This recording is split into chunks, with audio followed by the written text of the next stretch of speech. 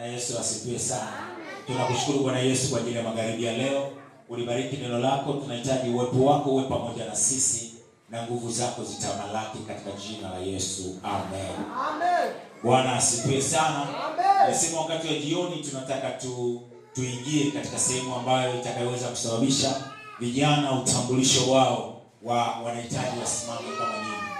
Bwana Yesu asifiwe sana. Siku za maisha ya kina Danieli walipokuwa vijana, jina la Bwana libarikiwe. Wakina Danieli walipokuwa vijana, kulikuwa na mfalme mmoja Nebukadreza. Katika maisha yake alitamani awe na vijana ambao watakaofanya ufalme wake kuwa imara. Bwana Yesu asifiwe. Nasi tuna ufalme huu wa Yesu Kristo ambao tunahitaji kuwa imara. Tunahitaji vijana wa namna gani? Haleluya. Amen. Tunahitaji vijana wa namna gani? Haleluya. Amen. Sema vijana wa namna gani? Vijana wa namna gani? Tuko pamoja hapo jamani? Vijana, sema vijana wa namna gani? Vijana wa namna gani? Tunaposoma kitabu cha Danieli sura ya kwanza na mstari ule wa 3. Bwana Yesu asifiwe sana. Amen. Haleluya. Amen. Nitaisoma kwa haraka huko Danieli sura ya kwanza na mstari ule wa 3. Haleluya. Mfalme akamwambia Ashpenazi, mkuu wa matowashi wake, awalete baadhi ya vijana wa Israeli, uzao wa kifalme na uzao wa kiungwana,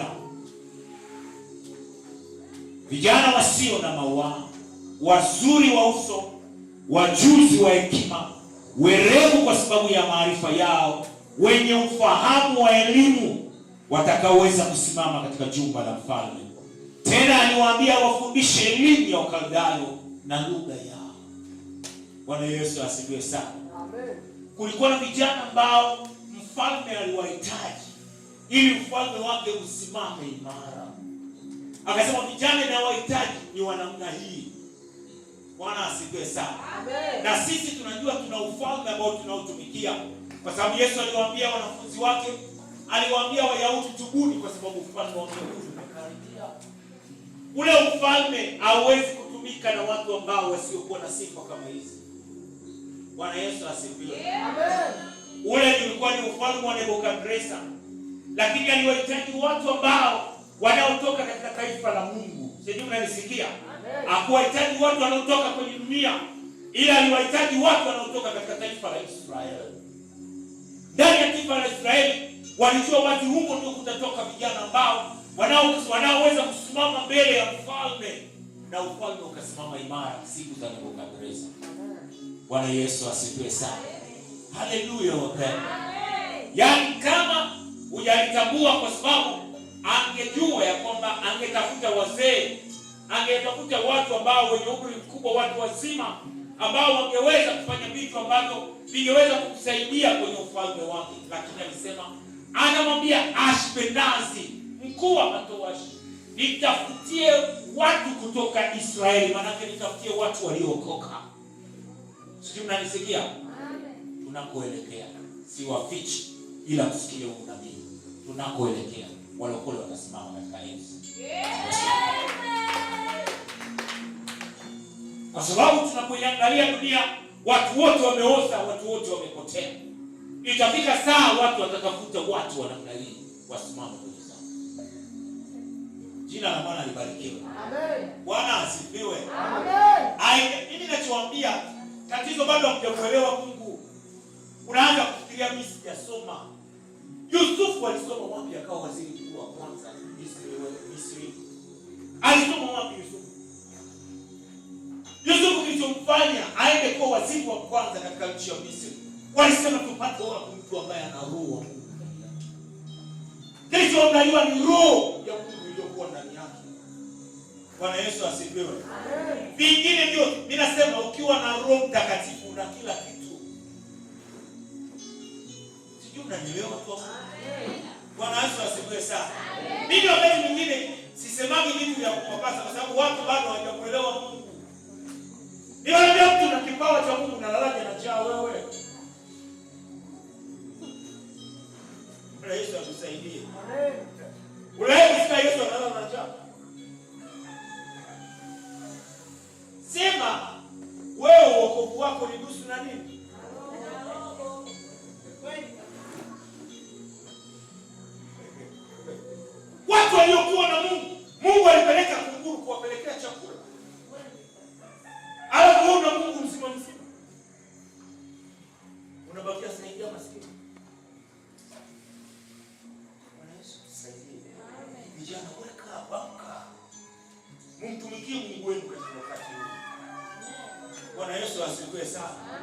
Bwana asifiwe. Amen. Jina la Bwana libarikiwe. Amen. Mimi nilikuwa nachekesha hapa kanisani nikamwambia una kipawa cha unabii unalala na njaa. Sinaenda tu barabarani papa. Nakwambia Bwana kuna shida hii na hii na hii alafu unanyamaza kimya. Mwenyewe atakufuata.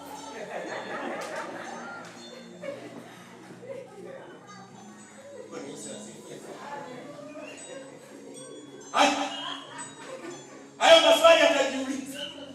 Huyu mtu yale maswali anapojiuliza.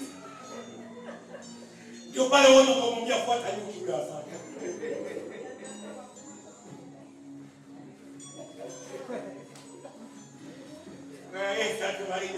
Amen. Bwana asifiwe vijana. Sitapokea hii katika jina la Yesu. Amen. Bwana Yesu asifiwe sana. Amen. Ufalme ambao tunaenda kutumikia, mimi sitaki kusema watu waseme kwamba eti wokovu au kumtumikia Mungu kuna majuto. No. Hakuna kumtumikia Mungu majuto. Basi asije kufanya nini duniani? Alisema, "Njooni kwangu nyinyi wote mnaolemewa na nini?" Alafu sasa wewe umepumzika.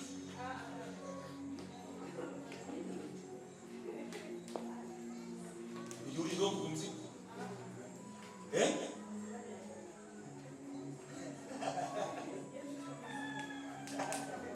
Maandiko yanasema Matendo ya Mitume 3:17 anasema mliyatenda hayo kwa sababu ya kujua hata baba zenu walitenda hivi. Tubuni mrejee ili zile nyakati za kurudishwa kwenu.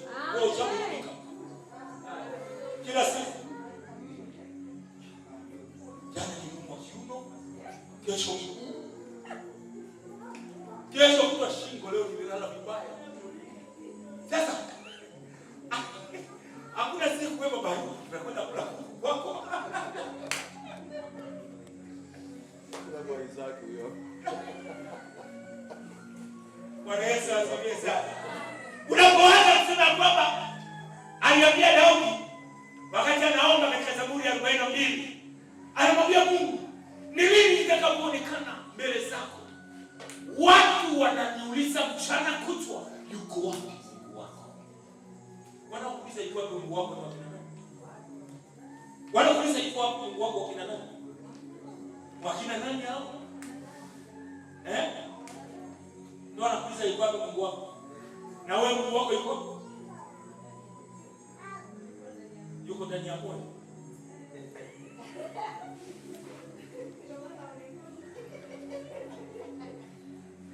Hao vijana wao wanasema yuko ndani ya moyo ndio maana. Yuko ndani ya nini? Bwana asifiwe sana. Amen. Jina la Bwana libarikiwe. Tunarudi kwenye kitiko. Mfalme akamwambia Mshinamu mkuu wa matowashi, walete baadhi ya vijana wa Israeli wa uzao wa kifalme na uzao wa kiungwana, vijana wasio na mawaa. Andika namba moja, vijana wasio na nini? Namba moja hiyo. Wazuri wa uso, namba 2. Namba 3, wajuzi wa hekima. Namba 4, werevu kwa sababu ya maarifa yao. Pole. Namba 1. Amen. Vijana wasio na mawaa. Shabika. Ndio. Namba 2. Shule mpaka kumaliza shule lakini hauna nini? Maana yake kile ulichokisoma ukaelimika ukawa sababu ya kuwafundisha na wengine kwa kile ulichojifunza. Sisi Afrika nzima tatizo wazungu waliotuletea ni kwamba tunasomea mitihani sio tunasomea hivi.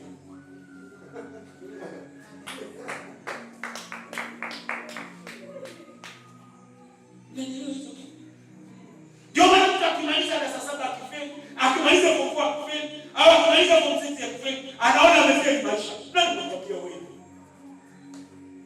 Unaweza kumaliza darasa 7 au darasa 7 na form 4 au form 6 umefeli. Na unamaliza maisha na usio kama umefeli maisha. Kimoja anachokwambia ukishike hichi leo katika siku kuu ya vijana. Amen. Amen. Amen. Nasikia tena. Amen. utakuwa umefeli maisha yako yote duniani na hata uzima wa milele ukimkosa Mungu.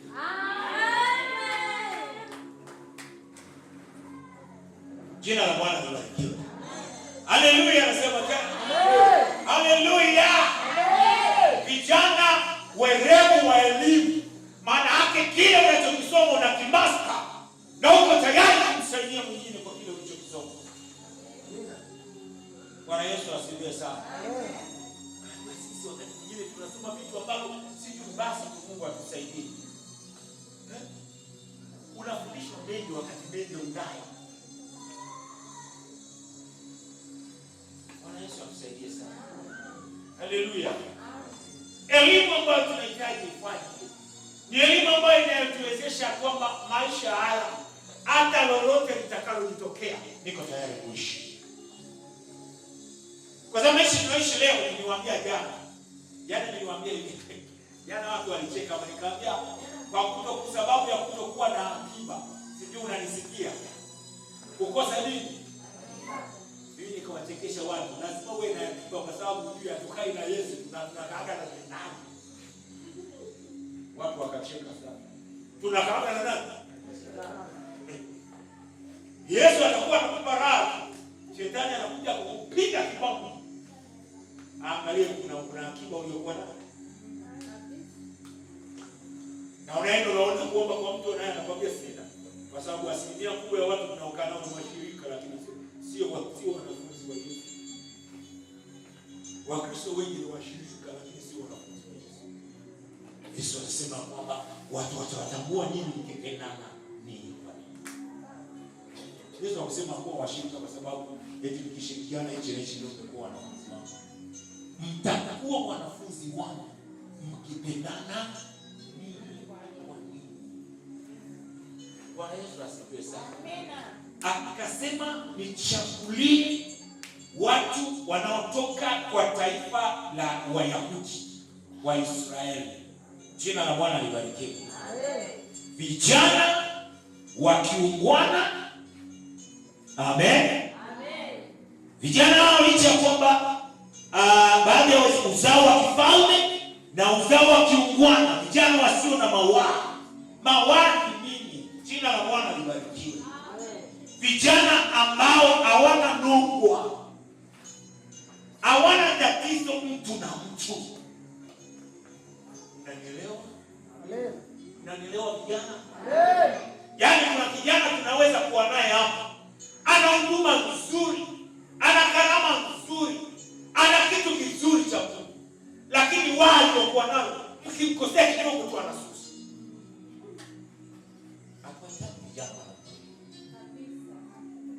Kwa sababu umeshanisaidia kabisa sitaimba tena. Hawa watu wanamna. Wow. Tuwafanyeni wakaribishe kwa jina. Na wengine kuelekeza ndio kama tumepalilia. Na wengine unapoelekezwa ndio anakuwa mkali.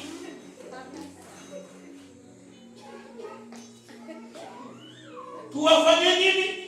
Wakaribishe kwa jina la Yesu. Tunakaribisha nini? Waokoke. Bado hawajaokoka. Kanisani hapa nimewafundisha siku moja wakati Mfalme Daudi anamwambia mwanae, mwanangu leo umeshachukua ufalme. Nenda ukaoe mwanaume. Mimi nikauliza kwani alikuwa kuna? Nenda ukaoe nani? Alikuwa mwanamke. Sasa nikawauliza, kwa nini alimwambia nini ukae mwanamke? Alizoea kupewa.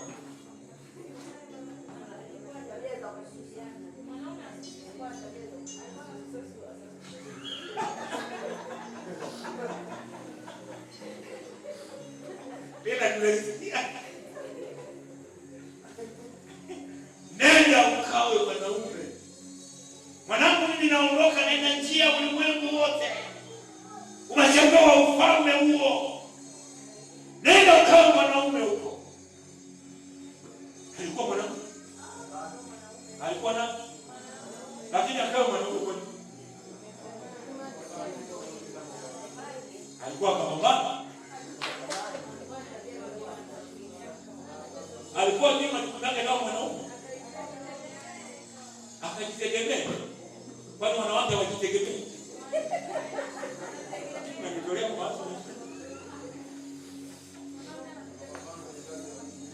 Bali kulikuwa na kazi ya Mungu wakati yeye mfalme.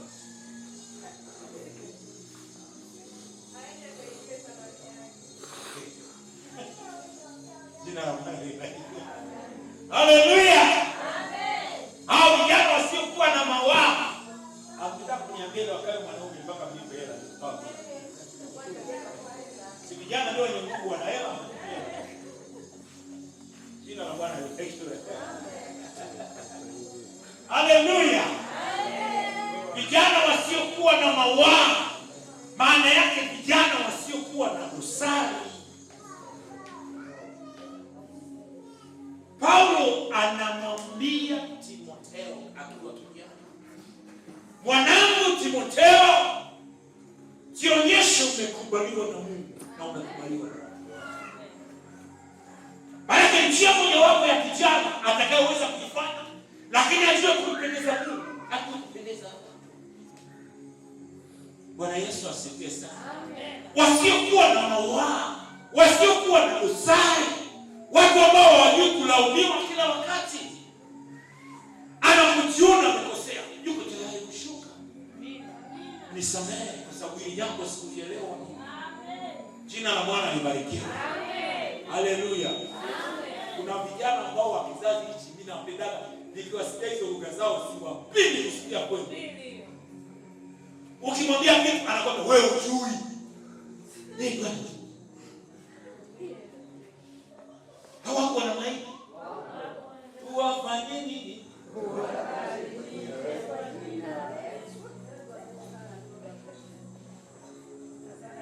Unajaribu hapana.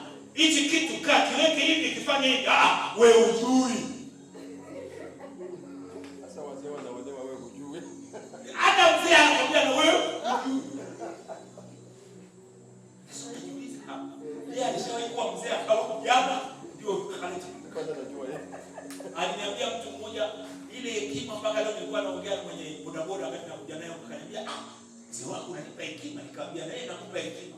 Yule mtu akaniambia hivi, ukitaka kwenda safari, ukitaka kuijua njia unayoiendea, muulize anayerudi. Hilo neno likagonga kwenye moyo wangu.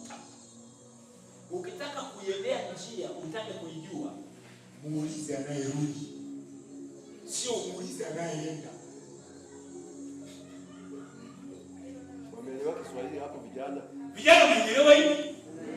Hebu nifafanueni basi mmoja wenu afafanue. Yaani maana yake yule aliyotoka ndio anajua ile jinsi. Kama akaka inabidi yote anajua yeye. Bora ulize ni salama njia. Lakini wewe unauliza huyo mwenzako unayetembea naye. Yeye naye atakwambia hujui, twende wote. Na wakati njia hiyo hajawahi kuiendea, hajawahi kuipitia, uliza mtu ambaye alishawahi kuipitia njia hiyo. Sasa narudi. Mfano wake sasa. Ni kama mzee huyo. Mimi ndani napaswa kuuliza kula nilikokuwa, kulikuwa na nini? Lakini hawataki. Bwana Yesu asifiwe. Unajua Yesu pekee yake aliposimama nikaanza kuambia wanafunzi wake, mimi najua nilikotoka, najua niendapo. Na nisikicho, najua na najua mimi ndio njia, kweli na uzima. Mtu hawezi kwenda kwa Baba yangu isipokuwa kwa njia yangu. Ni jitu ambalo nilijua nilikotoka. Hawa vijana wanajua ni kitabu gani kinasema hivi? Ni Yohana sura 10. Bwana Yesu asifiwe. Jina la Bwana libarikiwe. Kijana mkuu. Bwana asifiwe sana. Haleluya. Vijana wasiokuwa na mawaa, vijana ambao kwao walitafuta hakuna busara, kwao walitafuta hakuna neno. Haleluya. Bwana Yesu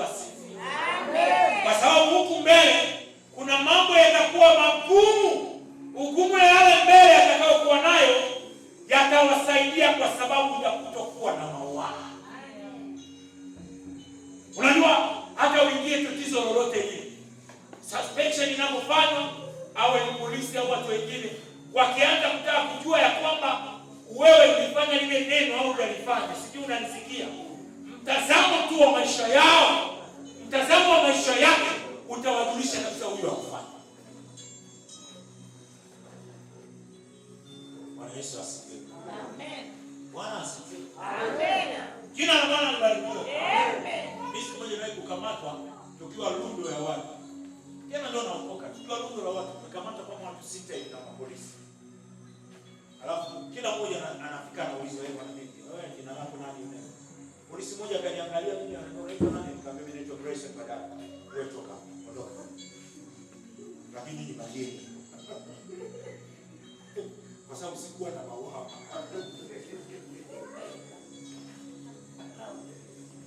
Wengine wakasema bado unamwachia. Hapo usinifundishe kazi. Mimi ndo najua. Vijana wasio na nini? Tuseme watu hawa. Jionyeshe kukubaliwa na nani? Na Mungu. Na ya kwamba watu wasione ile tatizo lako wewe ikawa kama kikwazo kwenye maisha yao. Watu wamuone Mungu kupitia wewe. Na jina la Bwana libarikiwe. Amen. Bwana Yesu asifiwe sana. Amen. Vijana wasio na mawaa, wazuri wa uso. Mungu naye anapenda watu uso wao unaopendeza. Amen. Mungu alikuwa achagui watu ovyo kwa sababu anachagua. Hivi wale hawakujipaka kalolaizi wale vijana. Na wale wanamjibu Mungu, ndio maandiko yanasema kwenye Warumi. Wale watu ambao wanamjibu Mungu. Anaweka mpaka waja ya kijana. Sasa mimi najiuliza, hii waja ya kijana huyu ni wale wanaofanya wanajua. Ni wale wanakaa ndani ya nyumba wanafanya. Mimi usikafiri wale. Unajua kuna mtu mwingine anakuwa mpaka na nywele za kijana. Haziandikwa hata kwenye Biblia. Wanasema za bleach.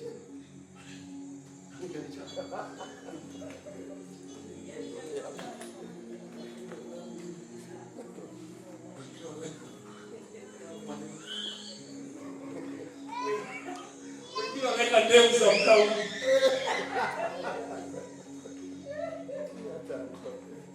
Ndevu za mkao. Inaonekana kuwa ni mkubwa. Na Yesu atusaidie. Wazuri wa uso. Uso iliashiria nini? Bwana Yesu atusaidie sana. Amen. Uso iliashiria tabia na mwenendo uliokuwa nao. Bwana asifiwe sana. Hivi mimi nawaambia weka rasta, alafu nenda kituo cha polisi. Ingia kule ndani.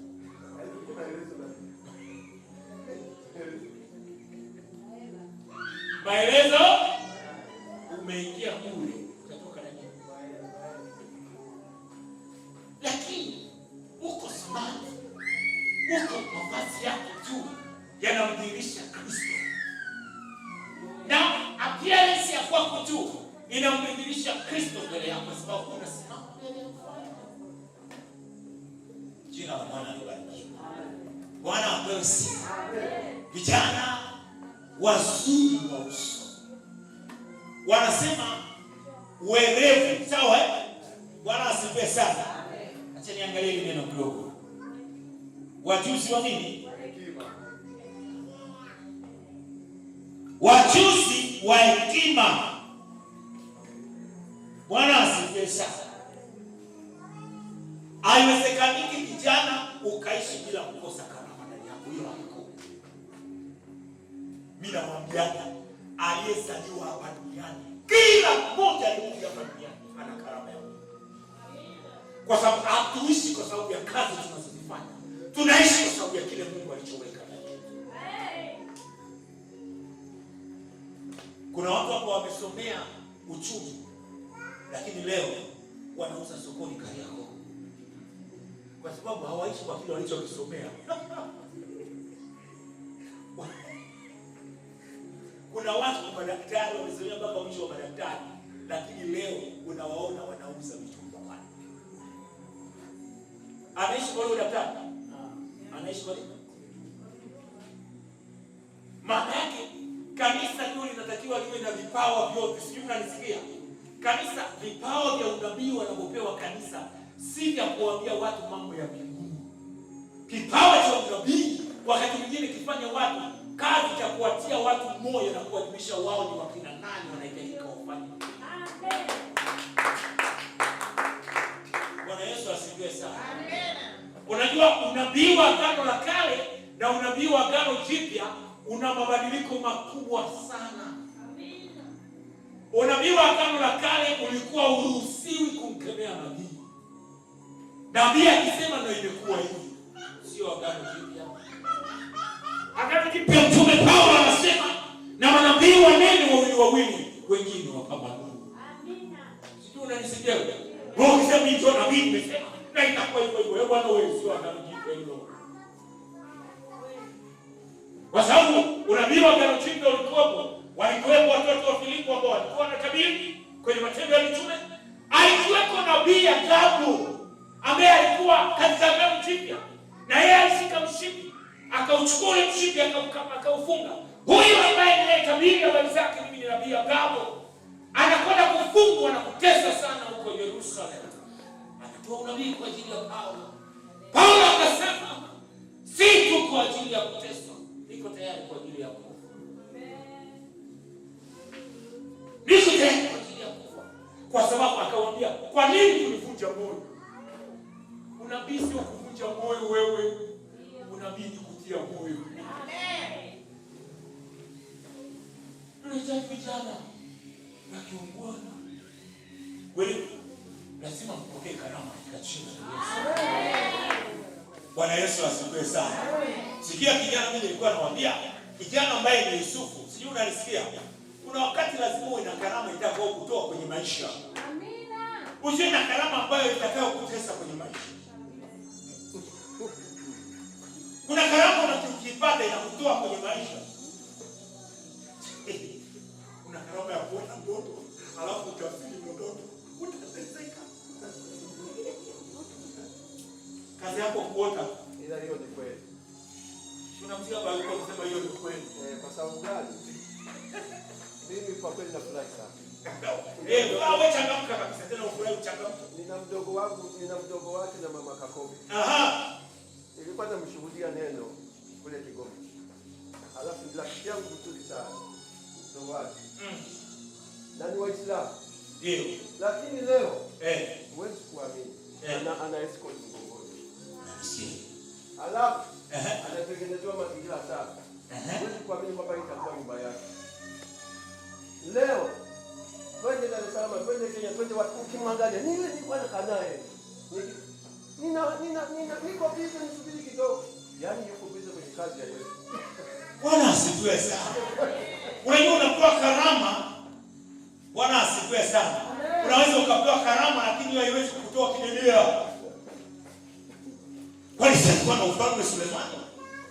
Sulemani alikuwa na ufalme nini? Mnanisikiliza vijana? Alikuwa kijana kama wewe na Mungu akamweka kuwa mfalme. Lakini saa ilipofika akamwambia umenipa kazi. Nipe na hekima. Nipe na maarifa. Jina la Bwana libarikiwe sana. Yusufu akiwa kijana anaondoka kwa baba yake muota ndoto na kutiwa mifungo, akaingia gerezani akiwa muota ndoto. Saa ilipokuwa gerezani, maandiko yanasema Bwana alikuwa pamoja na Yusufu. Anaingia gerezani, Yusufu anabadilishiwa karama. Baadaye akiwa muota ndoto anakuwa mtafsiri ndoto. Maana yake ile kutafsiri ndoto ndio inamtoa gerezani. Ndio kuota tu utasubiri miaka yote mpaka tarehe yako ya kuishi.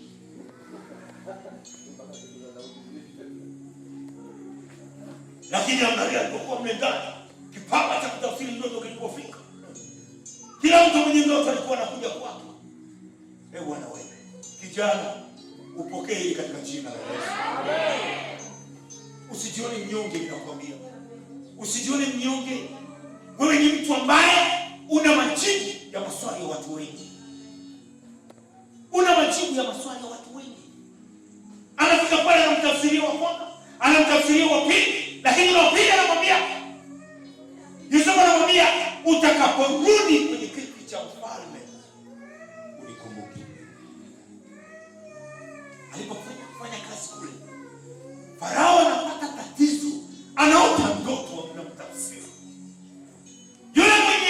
kumpa kikombe cha mvinyo cha divai, anamwambia kwamba nisamehe mfalme, kwa sababu ninajua kosa nililolifanya.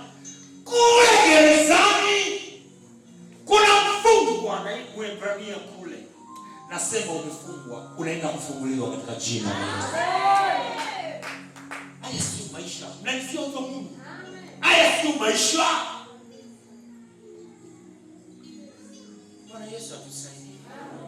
Yaani mama analia, mtoto analia, baba analia. Tutaingia mbinguni kweli?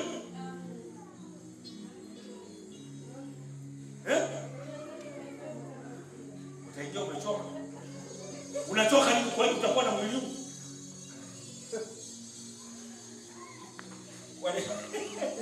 Bwana Yesu asifiwe sana. Vijana wasiokuwa na mawazo, vijana werevu wa hekima, sijui unanisikia? Wajuzi wa maarifa. Lazima usikose maarifa kwenye maisha yako wewe. Akuishi kwa kitu kimoja, lazima Mungu akupe ufahamu namba 2 kwa ajili ya kuishi. Au utakuwa namba 1 tu, lazima akupe namba 2. Jina la Bwana libarikiwe. Bwana Yesu asifiwe. Nasema Bwana apewe sifa. Unajua sisi wa Afrika tukitaka kwenda kwenye kwenda kuchimba dhahabu, si wanaita oro, utaona watu watabeba na mabuzi na makondoo waende wakafanya huko. Sio, unanisikia? Wataenda huko na mizimu iongee kabisa ili wapate nini? Dhahabu. Lakini mzungu anaenda kwenye dhahabu akiwa na laptop na anatoka na dhahabu. Anaenda na nini? Na anatoka na nini? Wewe mwenye mbuzi anasema inachukua muda mrefu. Mimi nasema maarifa ya Bwana yawe kwa vijana katika jina la Yesu. Wakati nahubiri Tegeta juzi niliwaambia ifike mahala, Bwana Yesu asifiwe sana, ule mkutano niliatibua maji kweli, sio mchezo. Na niliwakuta wahubiri wakubwa kwenye ule mkutano, mpaka wakaniambia umegonganisha mawe, hatutakuacha wewe katika vipindi vyote ambavyo tutakuwa navyo vya huduma kuhusu nchi ya Tanzania, wewe hatutakuacha. Nikawaambia ifike mahala tuwe na neno kama lililoandikwa kwenye Yohana 1:13, naye neno akavaa mwili. Unawezaje kubadilisha ardhi, vitu ulivyo navyo vikawa pesa? Neno livae mwili. Jitu lina ardhi ekari 100 lakini linalala na njaa. Ana ng'ombe 3,000 lakini anatembea kwa upepo. Hao ng'ombe kazi yake nini? Nijibu kwa sababu ng'ombe kazi yake nini? Kwa maonyesho?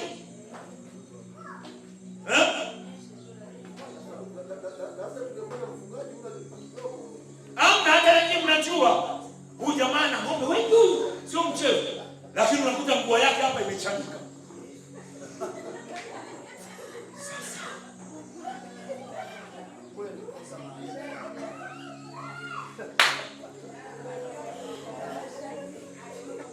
Ajajua ya kwamba hiki kitu nilichokuwa nacho nawezaje kugeuza kikawa pesa.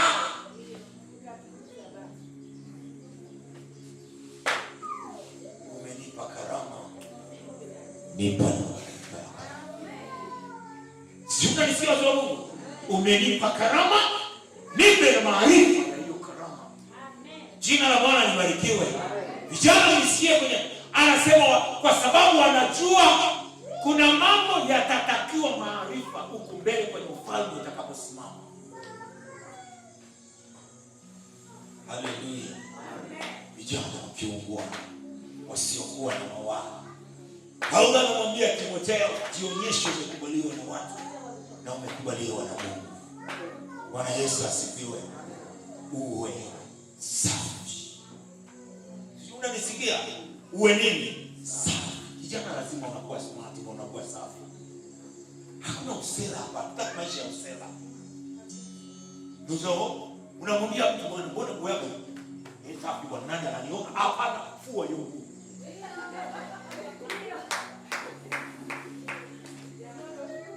Nilikuwa nawachekesha hapa kanisani. Kuna kijana mmoja kazi yake kusubiri watu waoge tu apate ile ya michelema. Wakimaliza kuoga ndio anachukua vile akikosa. Akimwona mtu amerudi na sabuni yake, utaona anarudi. Jamaa noma kweli. Ndio na sabuni yake. Moya kwako. Maana usafi ni wako. Bwana Yesu asifiwe sana. Hakuna usela kwa Mungu. Francis amecheka na unaona chukwaga huko.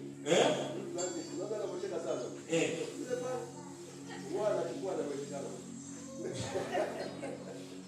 Wenye ufahamu wa elimu lazima wakati fulani elimu tuliyokuwa nayo iwe sababu ya kuwasaidia na wengine. Bwana Yesu asifiwe. Elimu tuliyokuwa nayo sisi tunatumika na elimu ya roho. Inasaidiaje watu wengine? Inasaidiaje watu wengine? Jana mtu mmoja wa Bukavu alinipigia simu usiku. Akaniambia, mchungaji, na matatizo magumu. Mimi kwangu ni mateso je, nikiamka mateso, nikilala mateso. Nikamwambia pole, kwa sababu ukiamka mateso, ukilala nini? Wewe unahitaji tukuombee ukigo wewe. Akaniambia, nimeombewa maombi mengi ya ulinzi. Nikamwambia hivi, kuna tofauti kati ya ukigo na ulinzi. Nikamsikia, haleluya! Kumbe kuna tofauti. Anaanza kufurika. Nikamwambia hivi, unajua hii Biblia usiposoma vizuri unaweza ukachanganyikiwa. Nikamwambia, angalia shetani anamwambiaje Bwana. Shetani anamwambia Bwana, wewe huyu Ayubu umemzingira pande. Ni alimwekea ulinzi. Wacha tumuombee ulinzi. Kuna wakati walinzi wana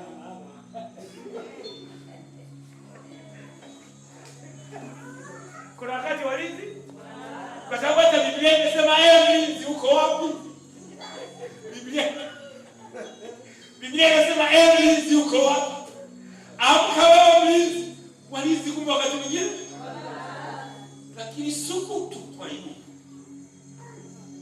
shetani anamwambia umemwekea ukiko pande. Hakuna mahali na nafasi ya kuingia. Najiuliza Mungu alikuwa na mtu akaniambia, Bwana ananiambia, haleluya pasta. Ukija unaombea ukiko. Bwana asifiwe. Na mimi namwambia ndio sadaka.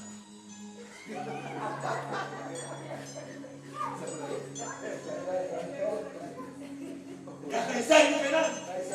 Na ya Mungu mwachie nani? Bwana Yesu asifiwe sana. Sema Bwana Mungu. Sema kwa Mungu, Bwana Mungu. Bwana Mungu. Umenipa karama. Umenipa karama. Nipe na maarifa. Nipe na maarifa.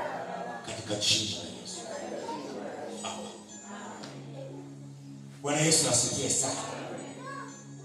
Anasema watakaosimama katika jumba la mfalme. Tena aliwaambia wafundishe elimu ya Wakaldayo na lugha yao. Usijue lugha moja tu. Lazima kuna wakati mwingine lugha nyingine itakusaidia. Wewe kijana utatembea mahali pamoja na kwambia. Kuna mahali pengine utaenda. Sasa kule unakoenda na wewe unazungumza tu Kiislamu. Watakuelewa.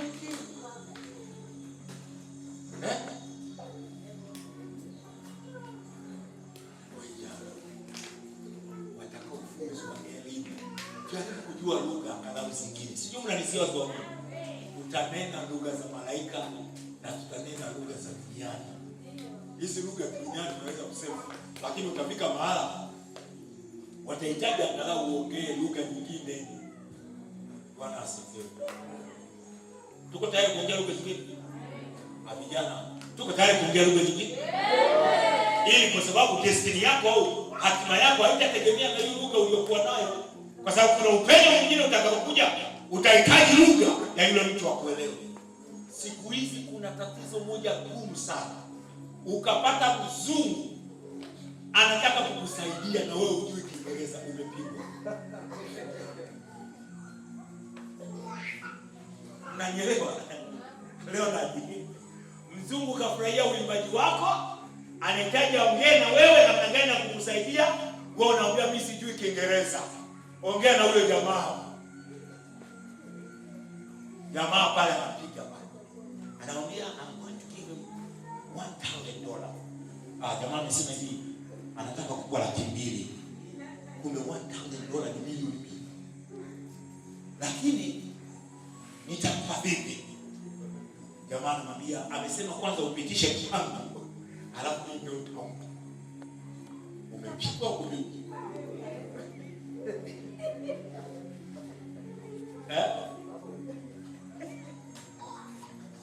Vijana waungwana, werevu, wa sura, wazuri. Bwana Yesu asifiwe sana. Na nisikia thamani ya vijana ile. Thamani yako kuna wakati mwingine itahitaji ujue lugha ili tujue hichi chombo kinatumikaje. Hichi chombo kikiandikwa Kiswahili hichi kimeandikwa nini? Kinahitaji vingine vimeandikwa Kifaransa, vingine vimeandikwa nini? Kiswahili. Vingine Kiingereza. Bwana Yesu asifiwe. Sasa tunahitaji vijana ambaye kabla hajaanza kufungua hata hiyo mixer, aanze kusoma menu. Hivi hivi mnasomaga menu, ni waulize wote wanasomaga menu. Mnaanza?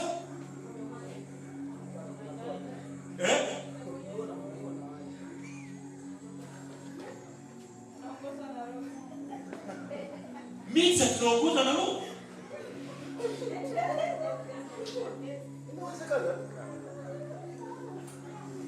Bwana Yesu asifiwe. Ule ni nini? Ujuzi. Tunamsubiri roho. Wakati na ubiri siku moja mkao pale, kwenye mkutano unafika katikati na ubiri pale mkutano juu namna hii. Maana dakika moja tu nini kazima. Speaker zote zikazima fu. Nikasikia wale watu wote pale, shetani wewe. Tuombe tukemee, nikamwambia hakuna shetani hapo. Leta fundi atengeneze.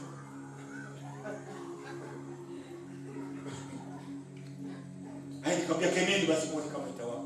Wakakemea pale, ameshindwa kabisa. Fundi alipokuja pale dakika moja tu. Nenda. Nikamwambia msikemee vitu ambavyo havina shetani. Kuna vitu vingine tunahitaji uelevu wa ujuzi. Wanapokuja pale tu wanapotengeneza mambo yananyooka, wapendwa wa Mungu. Bwana Yesu asifiwe sana. Haleluya. Unajua nataka nimalizie. Amen.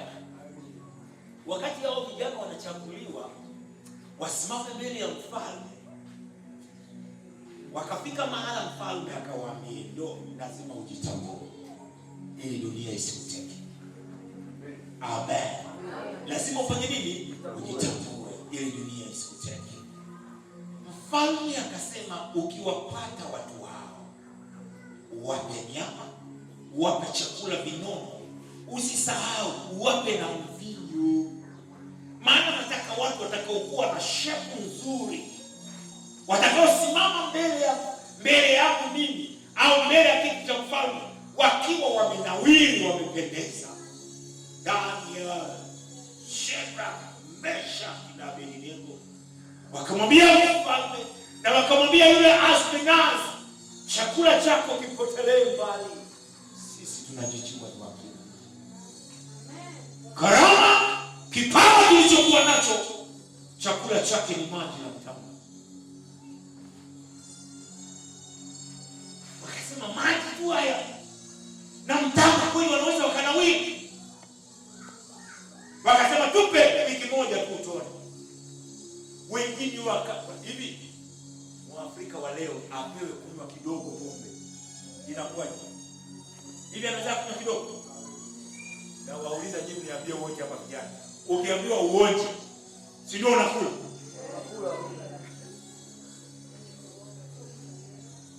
Bwana Yesu atusaidie sana. Ninakumbuka siku moja tuko kule. Tuko Kinshasa kwenye safari ya Kinshasa. Tukawakuta kwenye nyumba moja, tukaambia mnaenda na watu wengi tu ndani. Yule mtu akatuambia kunyweni mnavyotaka. Sasa mle kuna whisky, kuna mawaki, kuna nini? Nikasema hapa tutawajua.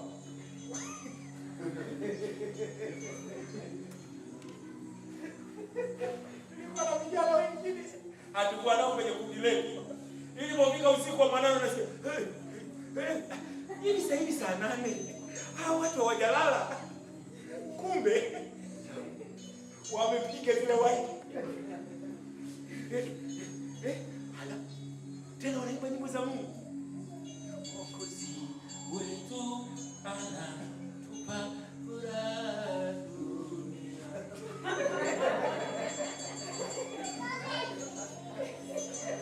Hawakutaka kuwa kama Danieli, ya kwamba chakula tutakachokula sisi ni maji na mtama.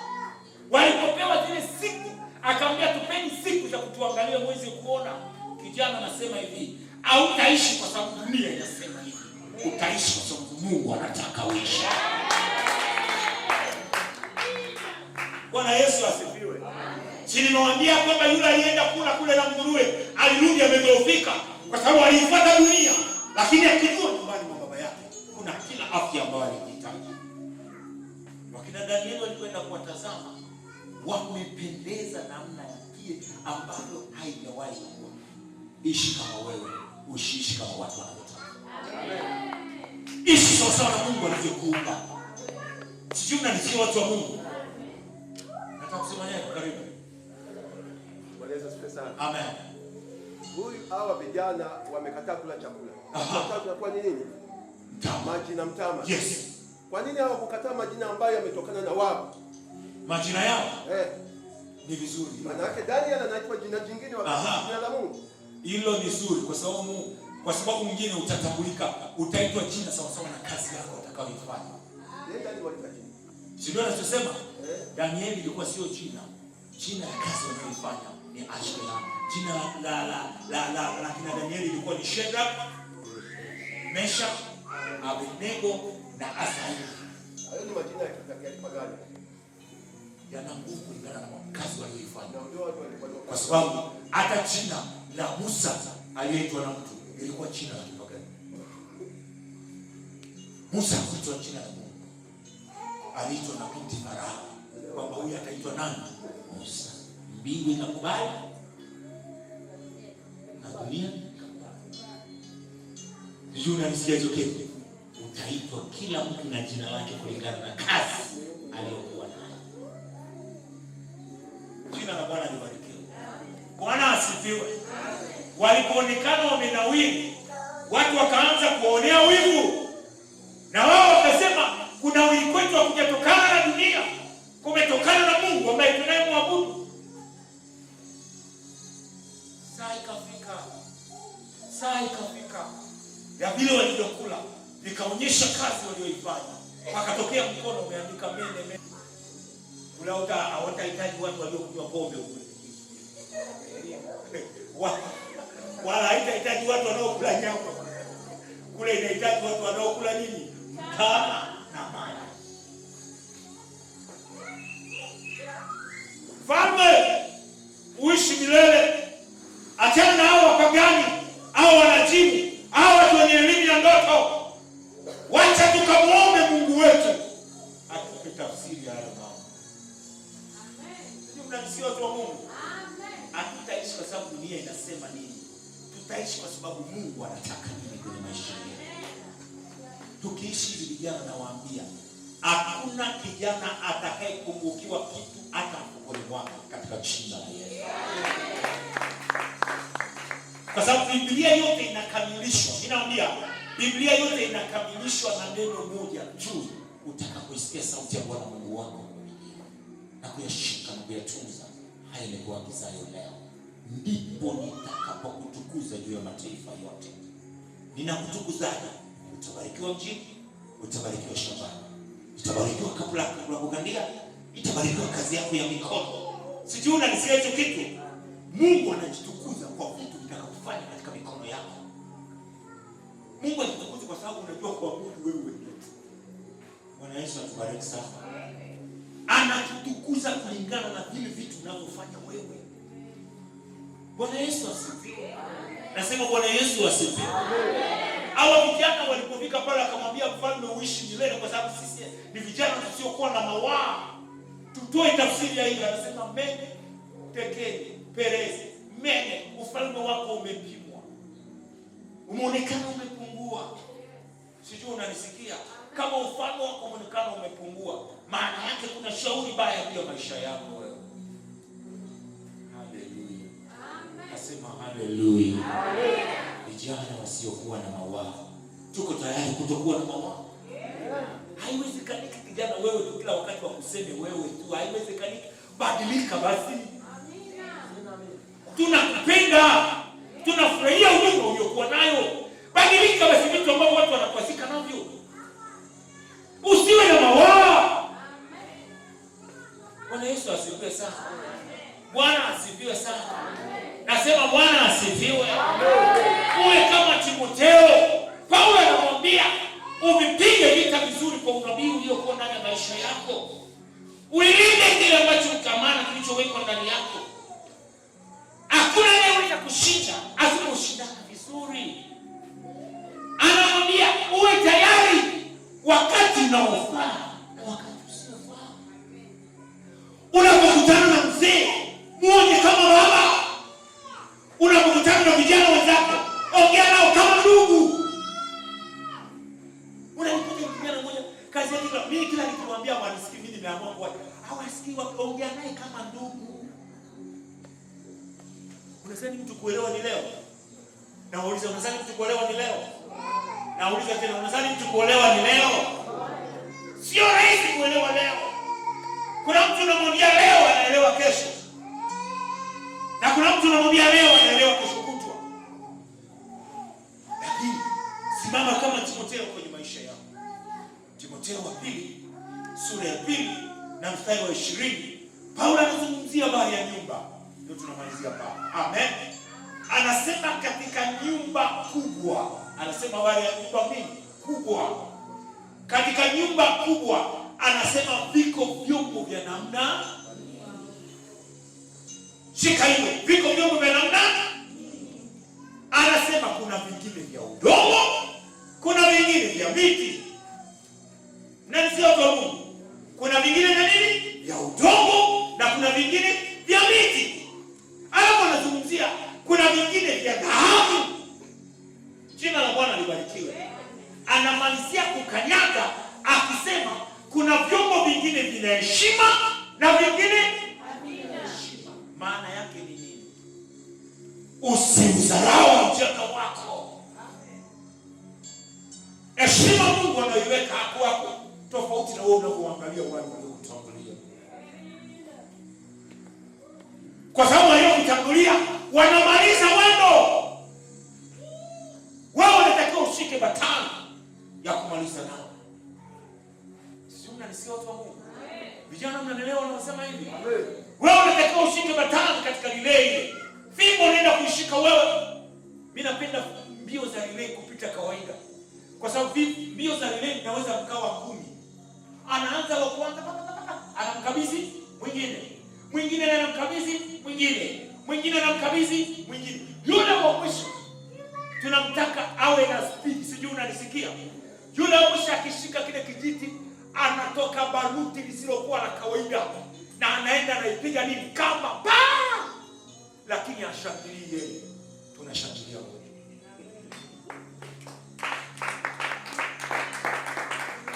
Sijui unanisikia leo?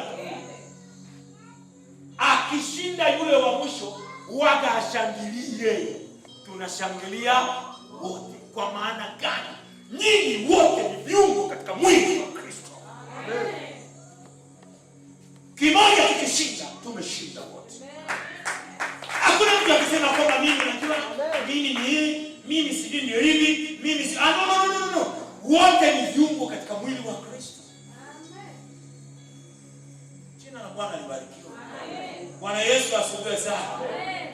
Kule Tegeta na wakati namalizia hiyo, niliwaambia unajua kuna wakati mwingine wachungaji wengine analala mpaka ana stress, anapata pressure kwa sababu akimwombea mgonjwa apone. Nikamwambia mimi siwezi kupata pressure kwa kumwambia mgonjwa hapo. Kwa sababu mwili wa Kristo una karama nyingi. Inawezekana mimi ninayemuombea nina karama ya nini? Ya ufunuo. Lakini huyu apone kwa ufunuo, anapona kwa karama ya imani. Sasa karama ya imani iko kwa mzee hapa. Wewe usipate stress nipeleke kwa huyu. Lakini unasikia huyu ni mgonjwa wangu, hawa ni wateja wangu. Unawateja kweli wagonjwa wateja wako?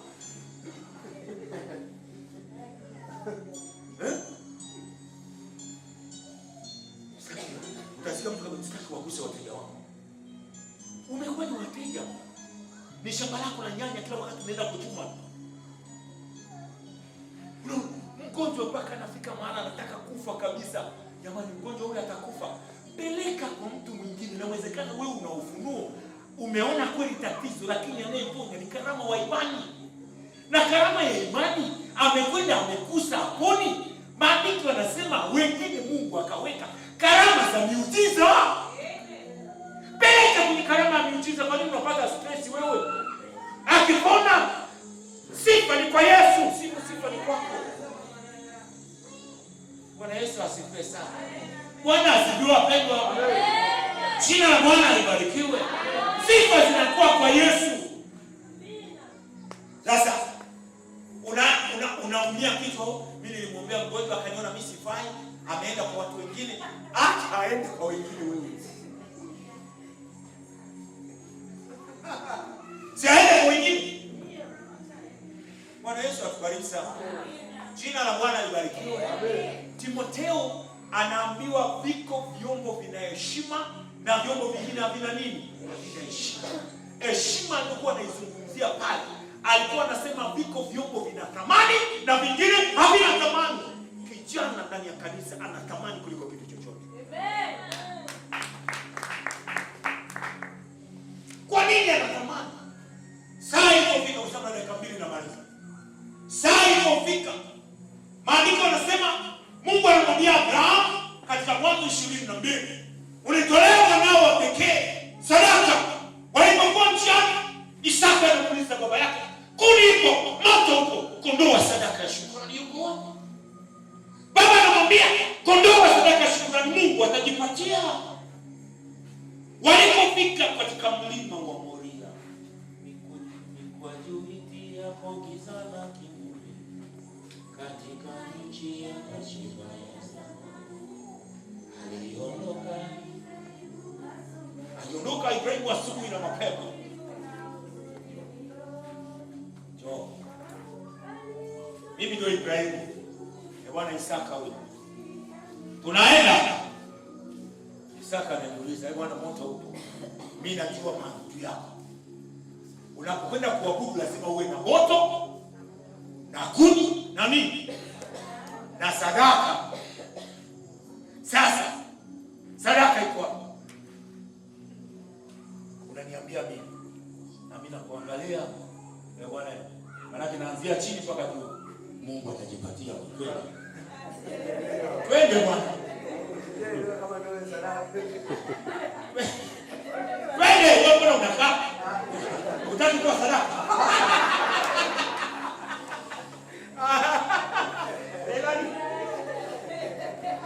Haleluya. Sisi tunamalizia hapa, Sikia tunapomalizia hapa. Mungu atanipatia, twende. Lakini mzee Ibrahimu anatembea akiwa na huzuni moyoni. Kondoo sadaka ya shukrani. Kila akikuangalia.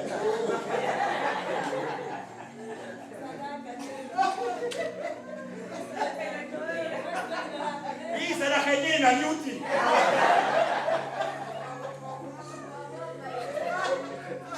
Sasa hataki kupewa kitu kwenye mkutano. Bwana asifiwe sana. Haleluya.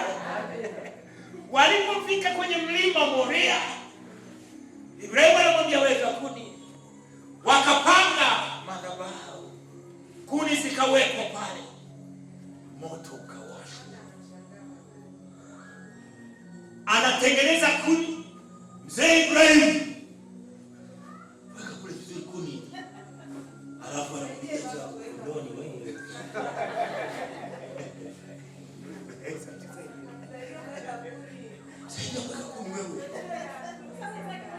Sasa mbona wewe? Mbona usogeze vizuri? Huyu dada anashinda kuipeleka movie vizuri.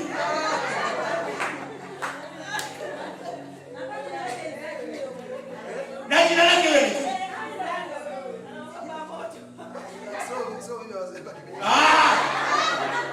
Baba yako yule pale. Huyu ni nani?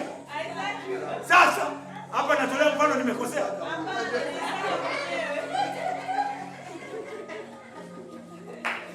Bwana asifiwe sana.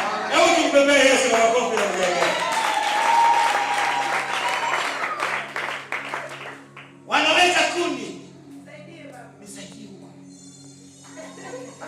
Sogea na kule.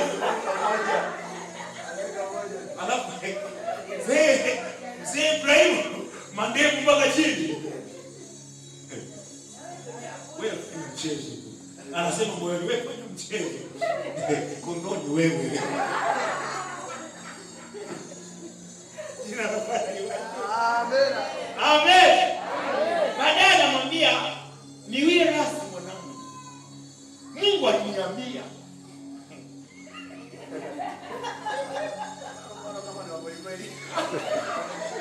Unaona hili limekuwa oga hili. Yaani hakuna mtu mmoja anaweza. Unamsikia anaweza kuona mfano wenyewe kama kweli kweli.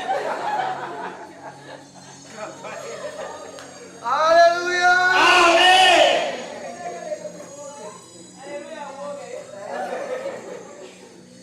Pigwa kamba ya mguuni. Pigwa kamba ya mikono. Abrahamu anamuinua Isaka. Please mwanangu. Nifuate kile ninachofanya. Baba, ni nini kinachoendelea? Kaa chini. Kupitia wewe. Dunia yote itabarikiwa. Nasikia thamani ya kijana. Thamani ya kijana Yusufu na Abrahamu. Thamani ya kijana. Dunia inatakiwa kubarikiwa kwa ajili ya kijana. Aliposhika jambia, anataka kulitoa hivi. Mbingu zikafunguka katika Mwanzo 22 mstari wa 13 na mpaka 15. Maandiko yanasema usifanyie neno sasa kwa kijana. Amen. Najua unanipenda sana. Ninaapa kwa nafsi yangu. Kubariki. Amen. Na mataifa yote ya ulimwengu watabarikiwa kupitia wewe. Amen. Sadaka iliyotolewa na nani? Kijana. Sio unanisikia? Sadaka yako ni ya muhimu ndani ya kanisa kuliko unapofikiri wewe. Unapokaa nyumbani wakati watu kwenye ibada ni kosa kubwa. Unapohudhuria unapofika kwenye makongamano ya watu wa Mungu, kijana akikosekana, kunakosekana sadaka ya amani. Bwana Yesu asifiwe. Amina. Hata kama umetendekiwa namna gani, usije ukasema nimechoka na shughuli nyingi. No, ukiwa kama kijana, dakika 10 za kwako za kuhudhuria ibada zina alama kubwa kwa Mungu kuliko unavyofikiri. Mataifa yote ya ulimwengu watabarikiwa kwa kuwa umenitii. Na kijana alikuwa mtii. Nilikuwa natafuta duniani nani atakayefanana na mimi, kwa sababu Abrahamu anatoa mwanao wa pekee, na mimi Mungu nitakuja kutoa mwanangu wa pekee. Ila sadaka kwa ajili ya ulimwengu mzima upate kuokolewa. Kijana, usiishi kwa sababu dunia inakuelemea. Ishi kwa sababu ni sadaka itakayoibadilisha dunia. Sijui unanisikia watu wa kijana? Ishi kama ni sadaka ya dhabihu ambayo inaenda kutolewa, na kupitia wewe mataifa mengi yanaenda kumuona Mungu. Amen. Bwana Yesu asifiwe. Bwana asifiwe.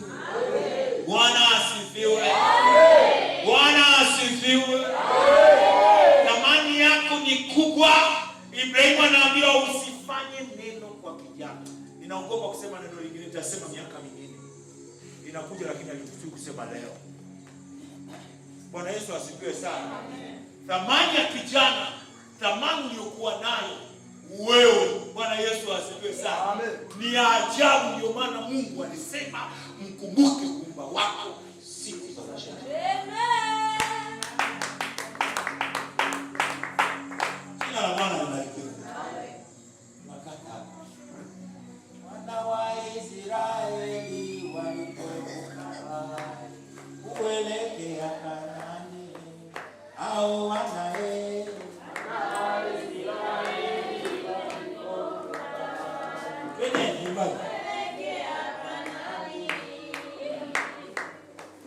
wana wa Israeli walipovuka bahari kuelekea Kanaani, hao wana wa Israeli walipovuka bahari kuelekea Kanaani, wana